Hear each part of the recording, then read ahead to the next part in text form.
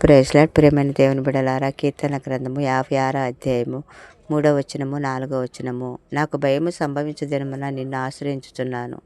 దేవుని బట్టి ఆయన వాక్యమును కీర్తించదను.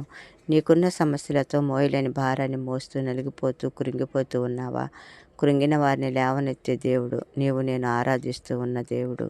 నీ వెన్నుతట్టి నేనున్నాను నీతో, నీవు కృంగిపోవద్దు అని ధైర్యాన్ని, శక్తిని నీకు దయచేయగలడు. వాటన్నిటి నుంచి నిన్ను విడిపించి కాపాడతారు. దేవుడు నీకు మంచి రోజులను ఇవ్వబోతూ ఉన్నాడు. నీవు దేవుని ఆశ్రయించిన బిడ్డవు, దేవుణ్ణి కీర్తిస్తున్న బిడ్డవు. నీకు అన్ని ద్వారాలను తెరుస్తారు. నిండైన మెండైన దీవెనలను కుమ్మరిస్తారు. నీవు ఎవరికీ భయపడవద్దు, భయముని యొద్దకు రానియవద్దు. నీవు కృంగిన ఎడల చేతకాని వాడవవుతావు.